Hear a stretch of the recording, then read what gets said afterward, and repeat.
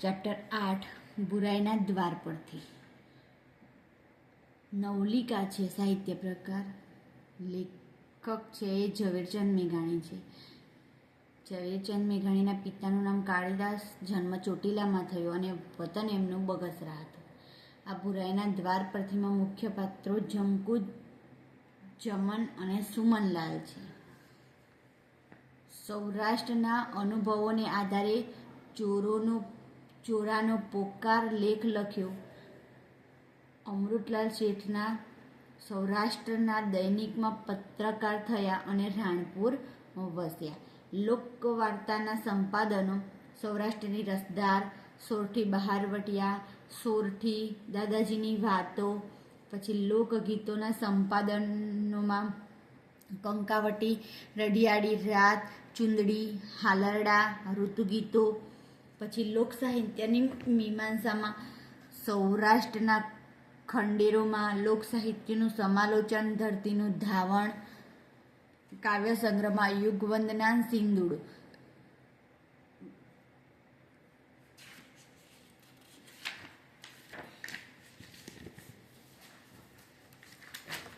પછી સ્વાધ્યાય છે. નવનીતના પ્રશ્નો જોઈએ. ઈ વેપારીઓની વિદ્યા જ અવળચંડી, બાપ દીકરાને પેલું શાસ્ત્ર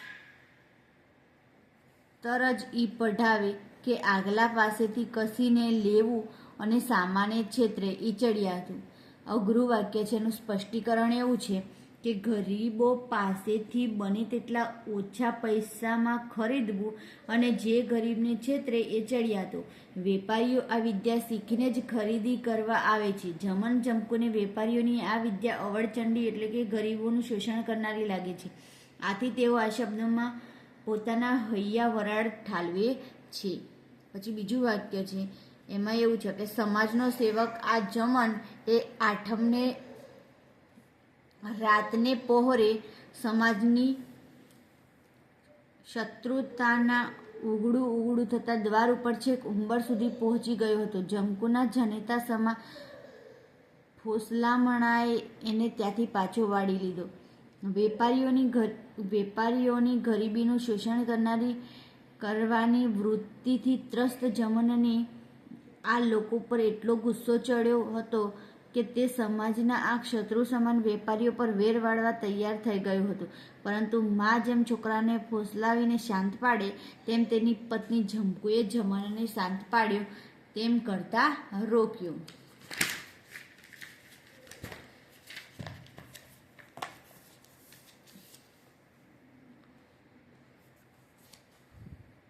પ્રશ્નો છે સ્વાધ્યાયના. પ્રશ્ન 1 છે, જમકુ અને જમનનો દાંપત્ય પ્રેમ પાઠને આધારે સમજાવો. તો જમકુ અને જમન ગરીબ દંપતી છે. શેરીના રસ્તા પર પછેડી પાથરીને ચીભડા વેચે છે. ચીભડા તૈયાર કરવા માટે આ દંપતી નદીમાં કૂંટિયા ગાળે છે. માટલા સારીને વાળા પાય છે. તેમની કમરના મણકા તૂટી જાય એટલી મહેનત કરે છે. ત્યારે એમનું માંડ ભરણ પોષણ થાય છે. પરંતુ લગ્ન પ્રસંગે હજારોનો ધુમાડો કરનાર શ્રીમંતો ઓછા પૈસે વધુ ચીબડા ખરીદે છે. એમાં વળી સિપાઈ પણ મફતમાં ચીબડા લઈ જાય છે. તેની સાથે ઝઘડો કરે તો સિપાઈ આ અભણ ગરીબ પ્રજાને ખોટા વાતમાં ફસાવી દે. આને કારણે ઘણીવાર જમનને ગુસ્સો આવે છે. પણ જમકુ જમનને વહાલ કરીને તેના વાસા પર હાથ ફેરવીને શાંત પાડે છે.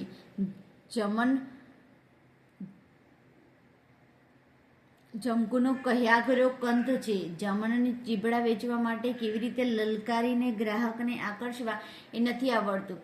એટલે ભૂંડા જીભ જ હલાવતા નથી એમ ઠપકો દેતી જમકુ તેને શીખવાડે છે. એ આ સાકરિયા મેવા, એ આ મધના ગળા લઈ જાઓ, અમૃતના મેવા લૂંટી જાઓ, લ્યો બોલો એમ પતિ પત્નીમાં વિચાર ભેદ છે. છતાં ચીબડા વેચવા સાંજ પડતા જ બધું સંકેલી લેવા જેવા તમામ કામો આ દંપતી હળીમળીને કરે છે. પત્ની અને બાળકનો વિચાર કરીને જમન મેરકાની ટોળીમાં ભળવાનો વિચાર પડતો મૂકે છે. આવા સંઘર્ષમય જીવનમાં પણ બંને જે સ્નેહાળ જિંદગી જીવે છે એ જોઈને ઉજળિયાત જુવાન પોતાની પત્ની સવિતા આગળ દંપતીના સાચા દાંપત્ય જીવનની પ્રશંસા કરી છે. પ્રશ્ન 2 છે,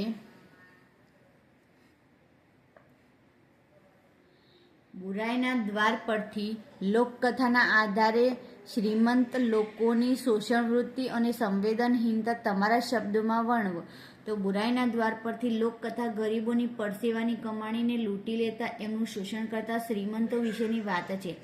જમકુના શબ્દોમાં કહીએ તો હજારોનું રડનાર અને હજારોના ધુવાડા કરીને વર ઉકેલનારા પણ શાક પાંદડાની વાતમાં પૈસાની ગણતરી છોડતા નથી. ગરીબને 4 આના વટાવતા શું કામ બીવે છે? હાથ પગ અને ગળામાં સોનાના આભૂષણ, પગમાં ચપ્પલ, અંગ પર ઝીણો સુંદર સાડલો, નાની સી કોથળીમાં ઠીક પૈસા, છતાં આ ગરીબ પાસે ચીબડા લેતી વખતે નમતું જોખાવીને વધારે પડાવી લેવાની, ઉપરથી પોતાના છોકરા માટે ચીબડાની એક ચીર મફતમાં પડાવી લેવાની હીન મનોવૃત્તિ અહીં આબેહૂબ છતી થઈ છે.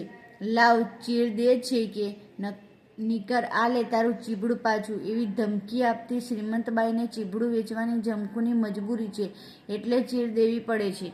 પરંતુ કલેજામાંથી ચીર કાપી આપવી પડી હોય એવું દર્દ તેને થાય છે. આથી જ સંવેદનહીનતા દર્શાવનાર ખેસધારી વેપારીને જમકુ પાસેથી આનાના 3 શેરમાં આખોય લોટ પડાવી લેવો છે. આથી સુમનલાલને ઈશારત કરીને બોલાવી લે છે અને એને કહે છે કે તેઓ થાકેલા હોવાથી સાંજ પડતા બધા ચીબડા મફતના ભાવે આપીને જતા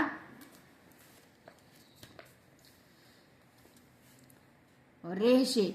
આનાના 3 શેર લેખે આખોય લોટ લઈને બંને વહેંચી લઈશું. પણ જમકુ સમજી ગયા. આપણું ઘરાક ટાળ્યું ઓલે શેઠીએ. આ શબ્દોમાં તેમના હૈયાની હાય સંભળાય છે. આમ આ લોકકથામાં શ્રીમંતોની શોષણખોર, સંકુચિત, સ્વાર્થી અને સંવેદનહીન મનોવૃત્તિ તેમની વિકૃતિને છતી કરે છે. જમકુના અંતરમાં દર્દ ક્યારે થયું? ચીબડા ખરીદવા આવેલી બાઈએ વધારે પડતું નમતું જોખાવીને 1 શેરમાં 1.5 શેરથી પણ વધારે ચીબડા જોખાવી લીધા.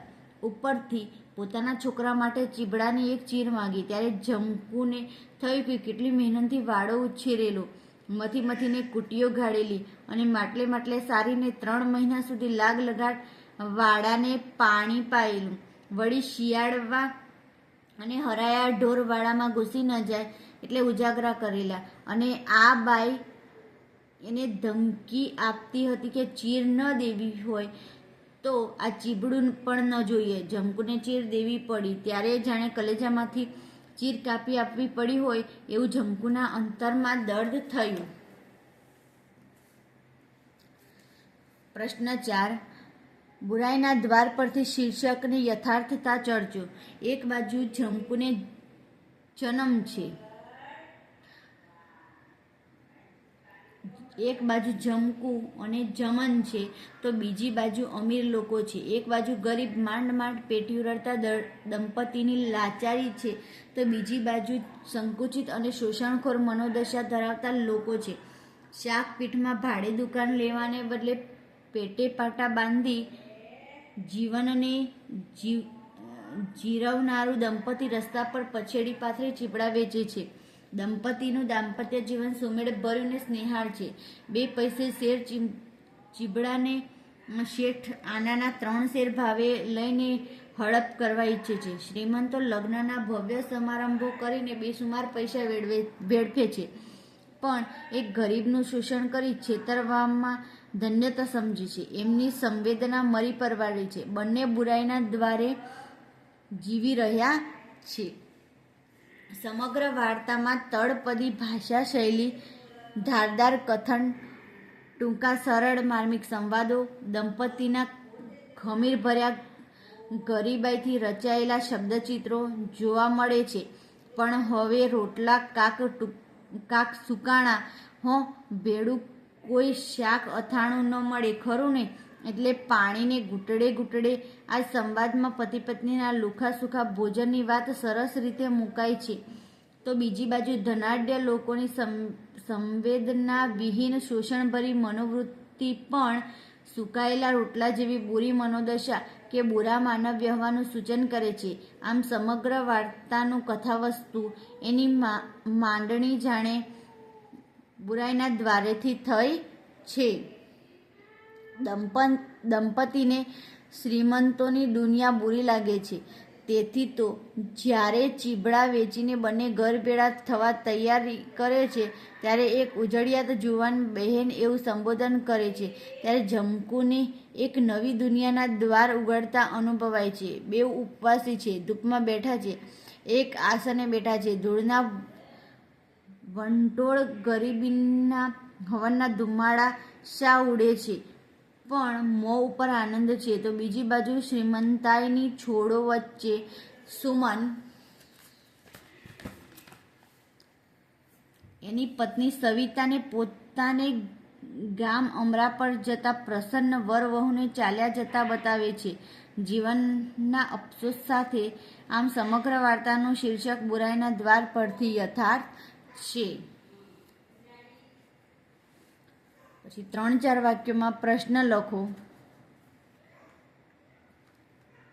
માતાજીએ શે પૂરી છે એવું જમકુને ક્યારે લાગ્યું? 2 ફાંટ ચીબડા વેચાવા બાકી છે, એ વેચાઈ જાય તો ઘર ભેગા થવાની જમકુની ઈચ્છા છે. જમકુ 2 દિવસના રોટલા ઘડી લાવી હતી પણ 4 દિવસ થવા છતાં હજુ 1 ટંકના રોટલા પડ્યા હતા. આ રોટલાની બાબતમાં જમકુને માતાજીએ શે પૂરી છે એવું લાગ્યું. પ્રશ્ન 2. રૂના સટ્ટા રમનાર વેપારીએ જમકુને ભોંઠી પાડતા શું કહ્યું? રૂના સટ્ટા રમનાર વેપારીએ જમકુ પાસે આનાના 2.5 શેર ચીબડા માંગ્યા. ત્યારે જમકુએ કહ્યું કે અમને એ પોસાય નહીં. આ અમૃત રોખો માલ તૈયાર કરતા કેળના મકોડા નોખા થઈ ગયા છે. એ વખતે જમકુને ભોંઠી પાડતા વેપારીએ કહ્યું, ઈ ઠીક, મહેનત વગર કાંઈ થોડો રોટલો મળે છે. પછી પ્રશ્ન 3. જમનને દાજે ભરાયેલો જોઈને જમકુએ શું કહ્યું? જમનને દાજે ભરાયેલો જોઈને જમકુએ કહ્યું, દાજ ન ચડાવીએ, ડાયા પારકો પરદેશ છે, આપણે રિયા મજૂર, કાંક થાય તો સપાઈને આપણા જ વાંકની ગંધ જાય. પછી પ્રશ્ન 5. ચીબડા ઉગાડવા જમકુ અને જમનને કરવી. પ્રશ્ન 4. જમન જમકુના અંતરમાં કેવું વિચાર વલોણું ચાલવા માંડ્યું? તો વેપારી ભાઈઓ હાટડે અને નીચે બેઠક કરીને વેચનાર દરેકની પાસે ફરે ત્યારે એની નજર તો આ મજૂર બેલડીની ફાંટ ઉપર મંડાયેલી હોય. જમન જમકુના અંતરમાં આ વાત પરથી વિચારનું જાણે કે એક વલણું ચાલવા લાગ્યું. આ શેઠિયાઓ હજારોના રડનાર, એ હજારોના ધુવાડા કરીને વરો ઉકેલનાર પણ શાક પાંદડાની વાતમાં પાય પૈસાની ગણતરી છોડતા નથી. પ્રશ્ન 5. ચીબડા ઉગાડવા જમકુ અને જમનને કરવી પડતી મહેનત ક્યારે સાંભળી આવી? ચીબડા લેવા આવનાર બાઈએ વધારે નમતું જોખાવીને વધારે ચીબડા લીધા. ઉપરાંત એના દીકરા માટે 1 ચીર મફતમાં માગી. ત્યારે ચીબડા ઉગાડવા જમકુ અને જમને નદીમાં કૂટીઓ ગાળેલી માટલા સારીને 3 મહિના સુધી લાગ લગટ વાડા પાયેલા, શિયાળવા અને હરાયા ઢોરને હાંકી કાઢવા ઉજાગરા કરેલા, આમ કમાના મણકા તૂટી જાય એટલી કરવી પડેલી મહેનત સાંભળી આવી. પ્રશ્ન 6. ખેસધારી વેપારીએ સુમનલાલને શા માટે થોભી જવા કહ્યું? ખેસધારી વેપારી જાણતો હતો કે સાંજ થવા આવશે એટલે થાકેલા જમન અને જમકુ એનો માલ મફતના ભાવે આપી દઈને ભાગશે. એ વખતે એનો આખોય લોટ આનાના 3 શેરના ભાવે ખરીદી લઈશું ને પછી બંને જણા વહેંચી લઈશું. આ ઈરાદાથી તેણે સુમનલાલને થોભી જવા કહ્યું. પ્રશ્ન 7 છે, જમકુએ જોખ્યા વગર બાકીના વધેલા ચીબડા આપી દેવાનું શા માટે કહ્યું? સુમનલાલના અધમણ ચીબડા જોખતી વખતે જમન દરેક 5 શેરની ધારણમાં 1 શેર નમતું તોડતો હતો, તો પણ આનાના 3 શેર ચીબડાના હિસાબે 5 ચીબડા વધ્યા. સુમનલાલે જુવાનને ફરી જોખવા કહ્યું ત્યારે જમન વધારાના 5 ચીબડા જોખવા માંડ્યો, એટલે જમકુએ જોખ્યા વગર એમને એમ આપી દેવા કહ્યું.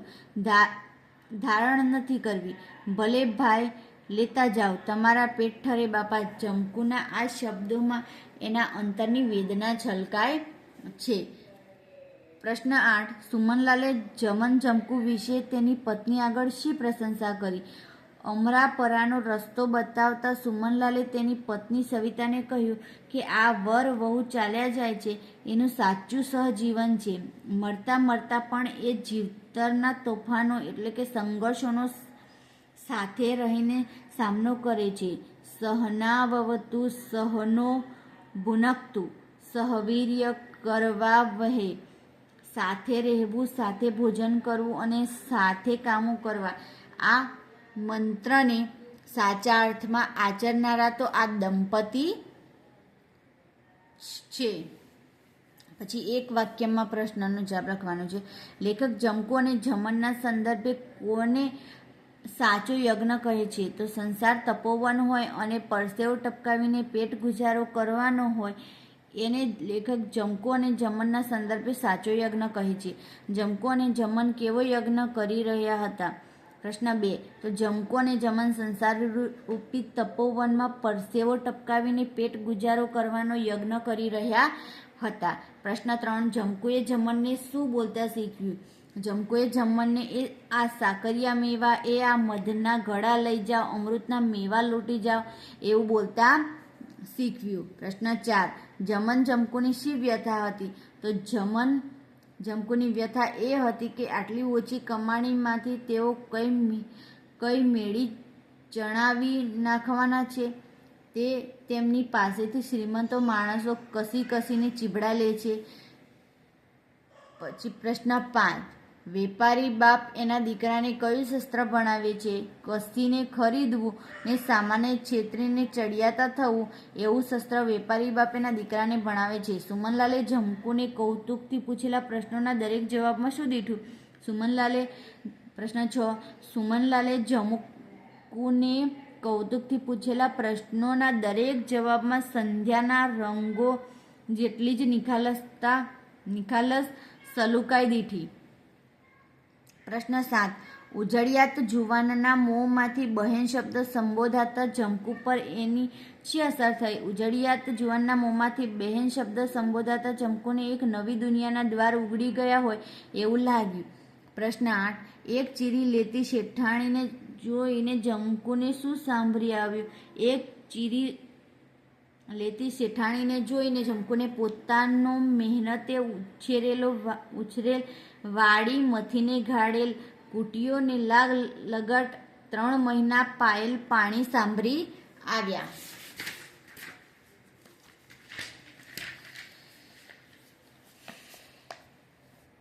પ્રશ્ન 9, જમકુએ માતાજીને શા માટે નાળિયેર માન્યું હતું? અમરા પર જતા રસ્તામાં કોઈ કાઠી બાઠી ન આવે ને રસ્તો નિર્વિઘ્ને પસાર થાય એ માટે જમકુએ માતાજીને નાળિયેર માન્યું હતું. પ્રશ્ન 10, બુરાઈના દ્વાર પરથી કૃતિમાં તમને કયું પાત્ર ન ગમ્યું? બુરાઈના દ્વાર પરથી કૃતિમાં અમને ખેસધારી વેપારીનું પાત્ર ન ગમ્યું. હેતુલક્ષી પ્રશ્નોમાં બુરાઈના દ્વાર પરથી કૃતિનો સાહિત્ય પ્રકાર લખો. તો નવલિકા. બુરાઈના દ્વાર પરથી કૃતિના લેખક કોણ છે? તો ઝવેરચંદ મેઘાણી. પછી વિકલ્પો, ખેસધારી વેપારીનું પાત્ર કયા પાઠમાં આવે છે? તો બુરાઈના દ્વાર પરથી.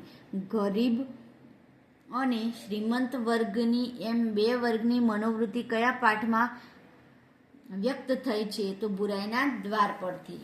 વ્યાકરણ વિભાગ, વાક્ય રૂપાંતર કરવાનું છે. હું લસણની ચટણી વાટી નાખીશ નું કર્મણી વાક્ય બનાવવાનું છે. તો મારાથી લસણની ચટણી વાટી નખાશે. 2 સુમનલાલ શરમે શરમે થોડી વાર ઊભા થઈ રહ્યા નું ભાવે વાક્ય બનાવવાનું છે. તો સુમનલાલથી શરમે શરમે થોડી વાર ઊભા થઈ જવાયું. 3 વહુથી માથા પર ઘાસડીવાળો સૂંડો ચડાવી લેવાયો નું કર્તારી વાક્ય બનાવવાનું છે. તો વહુએ માથા પર ઘાસડીવાળો સૂંડો ચડાવી લીધો. 4 હું તો જોઈ રહ્યો નું ભાવે વાક્ય બનાવવાનું છે. તો મારાથી તો જોઈ રહેવાયું. 5 જમકુએ વરના ગાલ ઉપર ટાઢા હાથ દીધાનું કર્મણી વાક્ય બનાવવાનું છે. તો જમકુથી વરના ગાલ ઉપર ટાઢા હાથ દેવાયા. પછી વાક્ય પરિવર્તન કરવાનું છે. જમકુ અને જમન ચીપડા વેચવા બેઠા હતાનું ઉદ્ગાર વાક્ય બનાવવાનું છે. તો જમકુ અને જમન ચીપડા વેચવા બેઠા હતા. 2 પણ ઘરાગ આવે છે જ ક્યાં નિષેધ વાક્ય બનાવવાનું છે. તો પણ ઘરાગ આવતા જ નથી. 3 માતાજીને નાળિયેર માન્યું છે મેં તો વિદ્યાર્થ વાક્ય બનાવવાનું છે.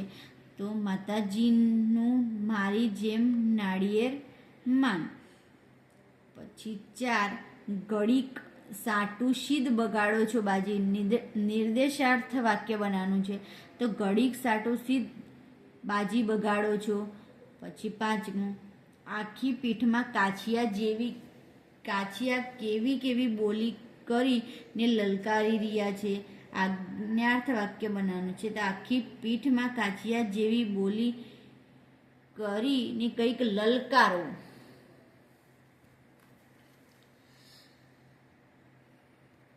પછી ખોટા પ્રત્યયો વપરાયા છે સુધારીને ફરીથી લખવાનું છે. માતાજીની સે પૂરી ખરું તો માતાજીની નહીં પણ માતાજીએ. એ આ મધથી ગળા લઈ જાઓ તો મધથી નહીં મધના ગળા. આ અમૃતની કુંપા 2 પૈસાની શેર તો અમૃતની નહીં પણ અમૃતના અને પૈસાની નહીં પૈસાના. એ મર્મની હૃદયમાં તમામ દુર્ગંધ હતી તો મર્મની નહીં પણ મર્મમાં અને હૃદયમાં નહીં પણ હૃદયની. માતાજીનું નાળિયેર માન્યું છે મેં તો માતાજીનું નહીં માતાજીને આવે. પછી શબ્દનો અર્થભેદ લખવાનો છે. મજૂર તો શ્રમજીવી અને મંજૂર તો કબૂલ માન્ય. સુર તો દેવ ને સુર તો અવાજ. શેર તો વાઘ અને શેર તો ધારા. સાંજ એટલે સંધ્યાકાળ અને સાજ એટલે શણગાર. ફાંકો એટલે અભિમાન અને ફાકો એટલે મુઠ્ઠો ફાંકવું તે. મકોડા એક જંતુ અને મંકોડા કેળના મણકા. ચીર એટલે ફાટ 2 ભાગ કર અને ચીર એટલે લાંબા સમયનું. પિયર એટલે સ્ત્રીના મા બાપનું ઘર અને પિયળ એટલે કપાળમાં કરેલી કંકુની અર્ચા. પછી આટો એટલે લોટ અને આંટો એટલે ચક્રાવો ફેર. જે સમાનાર્થી શબ્દો. હેમ તો સુવર્ણ સોનું. ખુવાર તો નુકસાન ખોટ. ઉજાસ તો અજવાળું પ્રકાશ. હેતુ તો આશય ઈરાદો. માટીડો તો મરદ પુરુષ. પછી કૌતુક તો આશ્ચર્ય નવાઈ. રકજક તો માથાકૂટ ભાંજગડ. કાયર તો ભીરું ડરપોક. હીણું તો ઉતરતું ખરાબ. અકારી તો અપ્રિય અણગમતી. પછી ધૂપ તો તાપ તડકો. આદેશ આજ્ઞા હુકમ. ગગો દીકરો પુત્ર. દાજ ચીડ ગુસ્સો. ટીખળ મજાક મશ્કરી. પછી શબ્દોના અર્થ લખવાના છે. અંગોળ તો સ્નાન. મતીરા તો ચીબડા. વાંસો તો પીઠ. કૂંપો તો માટલા. કૌતુક તો આશ્ચર્ય. સલુકાઈ તો સભ્યતા. માઠું તો ખરાબ. ઘંટાહાર તો ગળાનું ઘરેણું. ધૂળપાપ તો નકામી વસ્તુ. લાડી તો શિયાળનો અવાજ. પછી રેખાંકિત શબ્દનો વિરોધી શબ્દ લખવાનો છે. વાક્યનો અર્થ ન બદલાય તે રીતે. હંમેશા ભલાઈના કામ કરવા, ક્યારેય બુરાઈના કામ ન કરવા. રૂપાંદેનું શરીર ઘાટીલું હતું. રૂપાંદેનું શરીર બેડોળ નહોતું. નીપાએ રસોડામાં પહેલા ભીનું પોતું માર્યું. નીપાએ રસોડામાં પછી સૂકું પોતું ના માર્યું. વ્યસન શરીર માટે ઝેર સમાન છે. વ્યસન શરીર માટે અમૃત સમાન નથી. પ્રતિકૂળતાને કારણે બહેનના પ્રસંગમાં તે મોડો આવ્યો. પ્રતિકૂળતાના કારણે બહેનના પ્રસંગમાં તે વહેલો ન આવી શક્યો. ભગવાને એને જાજુ દીધું છે. ભગવાને એને ઓછું દીધું નથી. ચરિત્રવાન એ ખરેખર નિર્ધન નથી. ચરિત્રવાન એ ખરેખર ધનિક છે. બંને મિત્રો વચ્ચે સંવાદ છે. બંને મિત્રો વચ્ચે વિસંવાદ નથી. શબ્દ સમૂહ માટે એક શબ્દ. શાક જ્યાં વેચાય છે તે સ્થળ બજાર, શાકપીઠ. શાકભાજી વેચનાર કાચીઓ. કહ્યું હોય એના કરતાં ઉલટું કરવાની સ્વભાવવાળી અવળચંડી. બે અભિપ્રાય વચ્ચે તફાવત, મતભેદ. વાયદાના સટ્ટા જ્યાં ખેલાતા હોય તે બજાર, સટ્ટા બજાર. ઘાર માટીનું છાપરાવાળું નાનું મકાન તો ખોરડું. શિયાળનો અવાજ તો લાડી. ધ્વનિ તરંગોને અંકિત કરનારું યંત્ર ફોનોગ્રામ. ફૂલેલા પેટનું અને સાંકડા મોંનું ચામડાનું પાત્ર કુંપો. પછી શબ્દોના શિષ્ટ રૂપ આપવાના છે. રિયા તો રહ્યા. કાક તો કાઈક. ભેળું તો સાથે. અધરાત તો અડધી રાત. સાટે તો બદલે. માટીડો તો પુરુષ. ઓય તો અરે. કુંટીળા તો કુવા. ફાંટ તો જથ્થો. શાસ્તર તો શાસ્ત્ર. બોન તો બહેન. જાજુ તો વધુ. હરાયું તો ન ધણિયાતું. સંધાય તો બધા. હેઠ્ય એટલે નીચે. વગડાવ જંગલી. માયલી અંદરની. કેડી એટલે કમર. હેઠ્ય એટલે નીચે. આવી ગયું. કેડ એટલે કમર. પછી નભવું તો ગુજારો થવો. ઈમ એમ. ગગો દીકરો. વાના વસ્તુ. સંજ્યા તો સાંજ. માઠા તો ખરાબ. હીણું તો ઉતરતું. અને એઠ્ય એટલે એઠવાડ. માલવું એટલે મહાલવું. પછી જોડણી સુધારીને ફરીથી લખવાની છે.